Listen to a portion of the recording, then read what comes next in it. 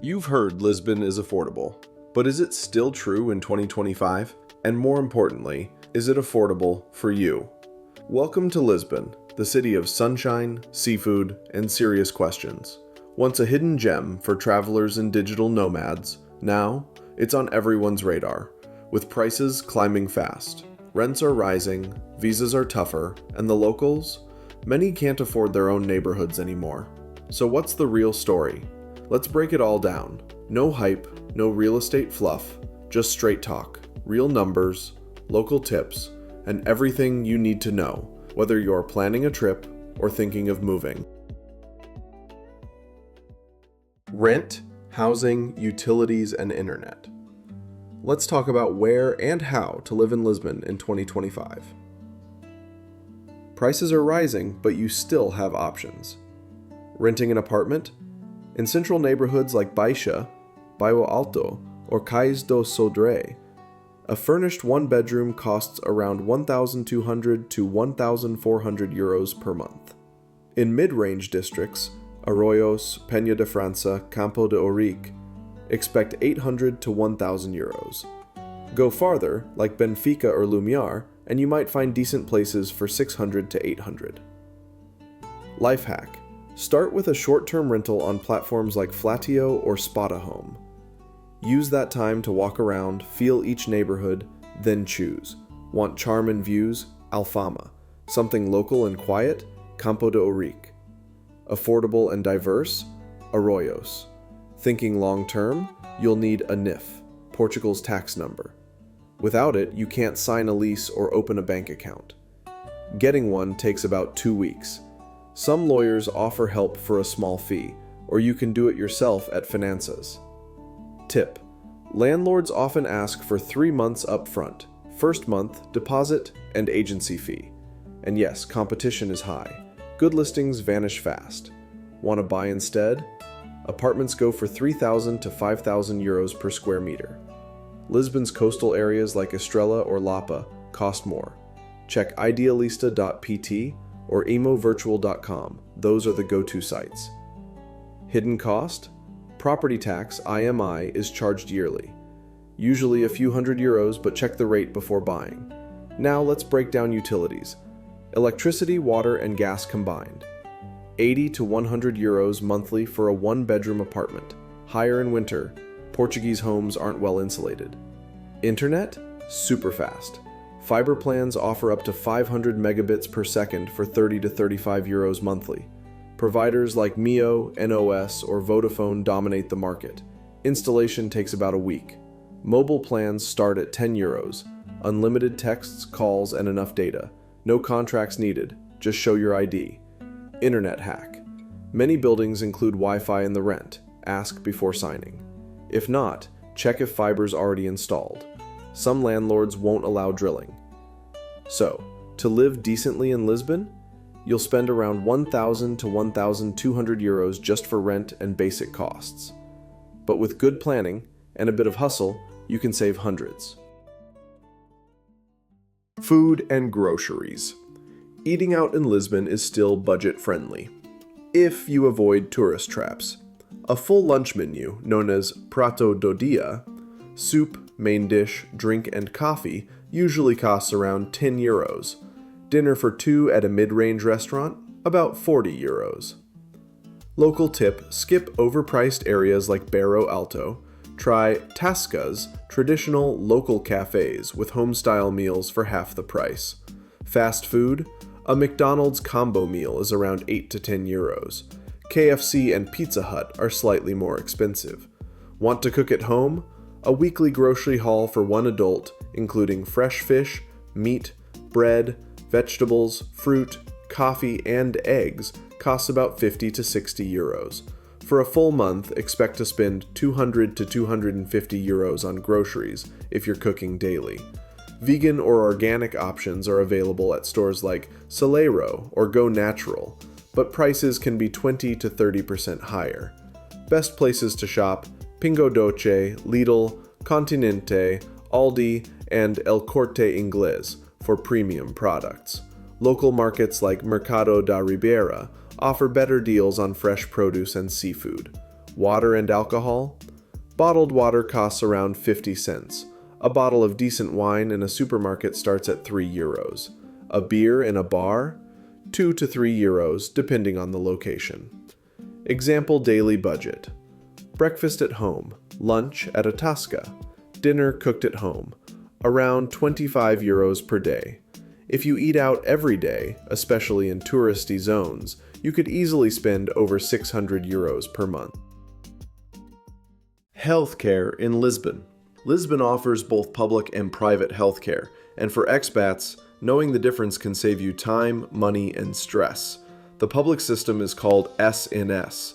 It's affordable, but expect long wait times and limited English. Private clinics, on the other hand, offer faster service, English-speaking staff, and shorter queues, but at a price. Doctor visits in private clinics usually cost between 30 and 60 euros. Specialists?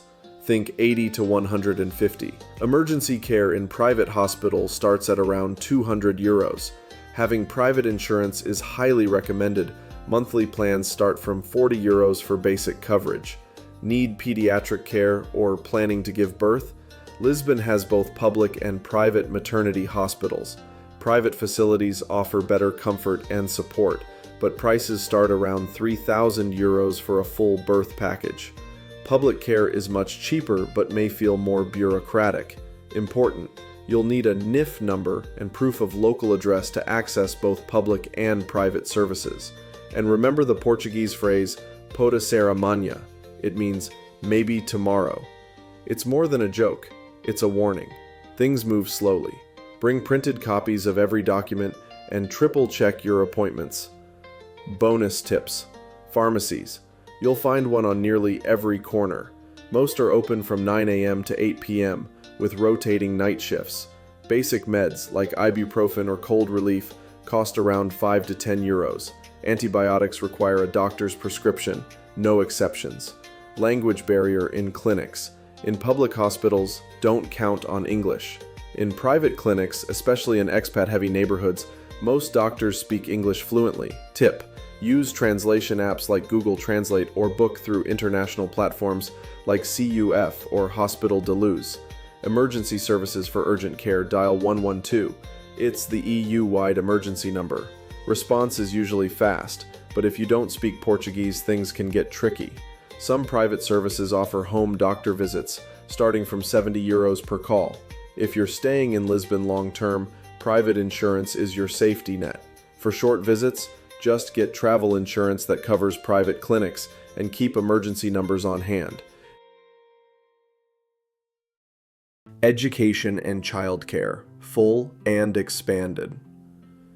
Lisbon is family-friendly, and if you're moving with kids, you've got options.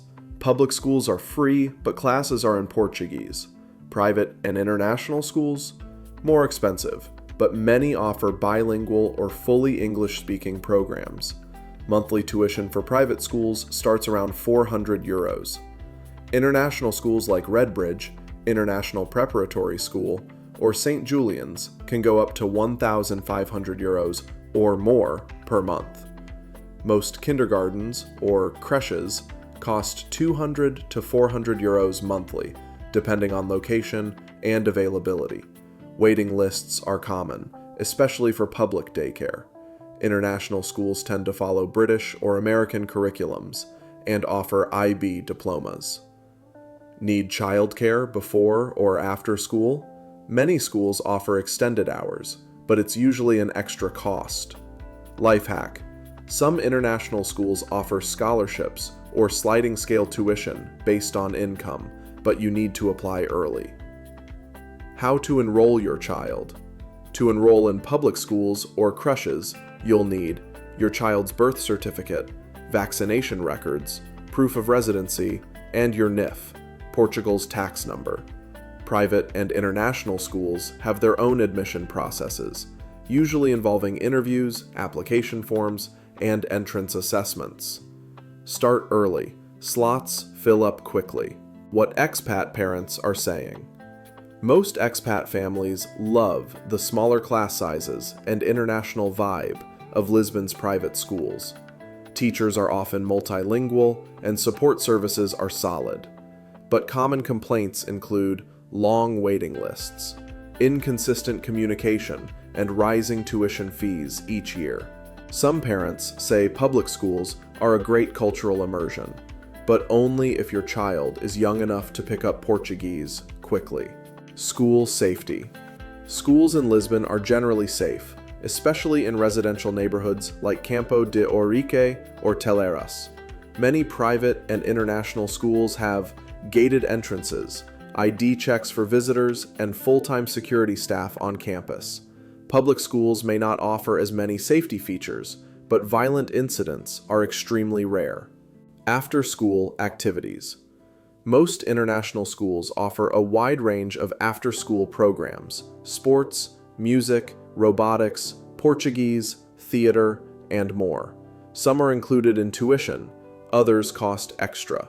Public schools also offer clubs and afternoon programs, but they're more limited and often only in Portuguese. Final tip: if your kid doesn't speak Portuguese yet, consider language support or bilingual programs.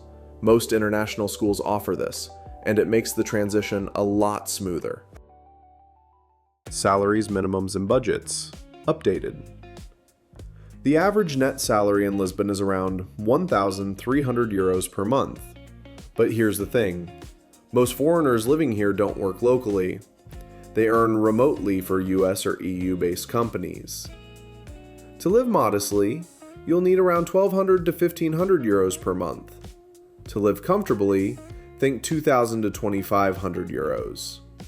If you're earning a US income, Lisbon will feel surprisingly affordable. Lisbon versus US cities. Let's compare. A small apartment in central Lisbon might cost 1,200 euros a month. That's less than half of what you'd pay in Los Angeles, New York, or San Francisco, where rent can easily reach $3,000 or more. Food, transportation, and entertainment are also significantly cheaper here. So, if you're making American dollars and spending in euros, you're ahead. Common job types and remote income.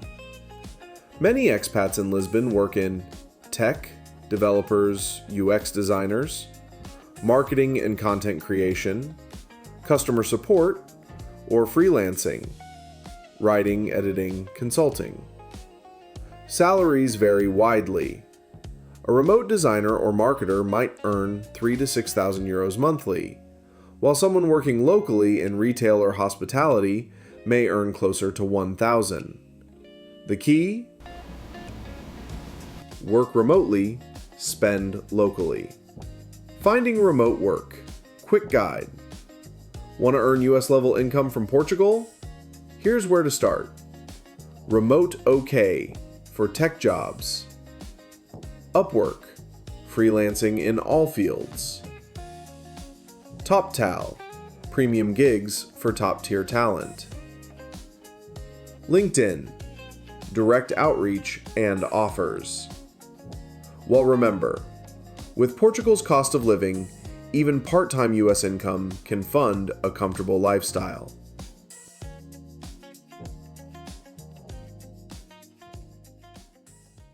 Safety, lifestyle, and neighborhoods. Lisbon is one of the safest capitals in Europe. Violent crime is extremely rare. Pickpocketing can happen in tourist areas, but that's about it. The lifestyle, relaxed, sunny, and social. People eat late, enjoy long lunches, and value their espresso breaks. Popular neighborhoods for expats: Alfama, historic, scenic, and full of charm, but also packed with tourists in summer. It gets loud, especially near the main streets. Plus, lots of stairs and uphill streets, not ideal for kids or elderly. Campo de Ourique, quiet, local, and very livable. Great for families. And yes, it's flat and easy to get around. Arroyos, diverse, affordable, and central. A strong mix of locals and newcomers. Walkable, but it can be busy. Parque das Nações, modern, open, and wheelchair friendly. Wide sidewalks, elevators, underground parking, perfect if you have a car or a stroller. Local insight.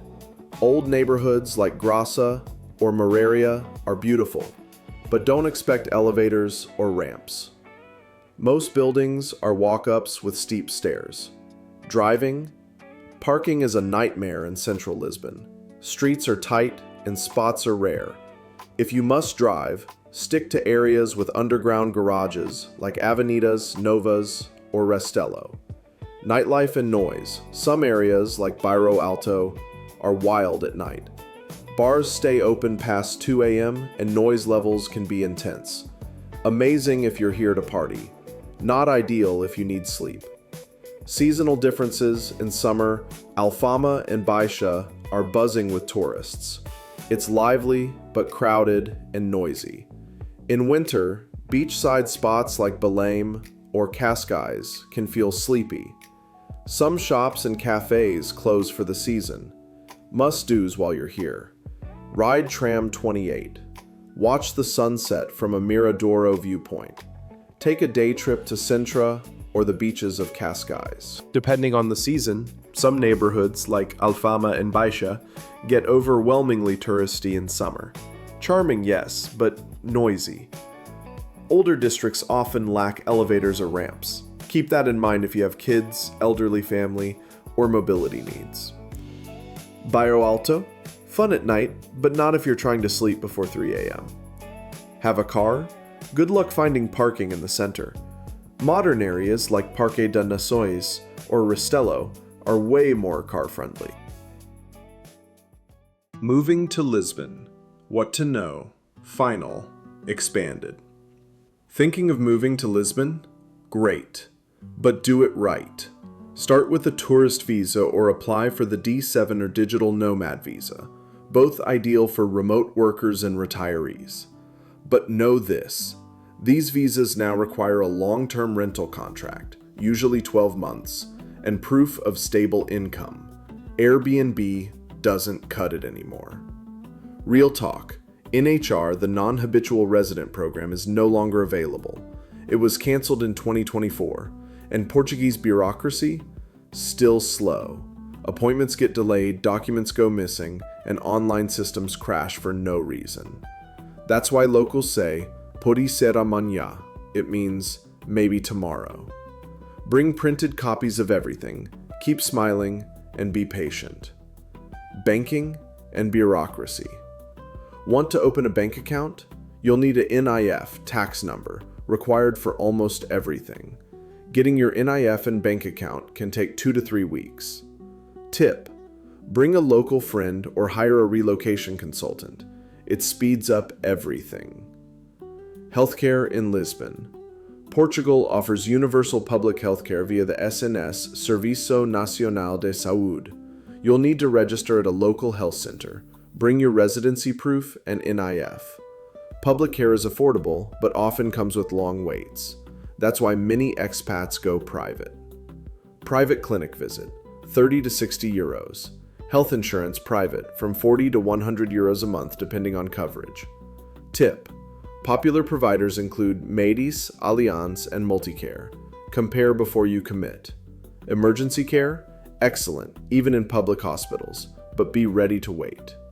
Preschools and kindergartens, Jardins de Infancia. Public preschools are often free, but waitlists are long. Private kindergartens cost around 300 to 600 euros a month.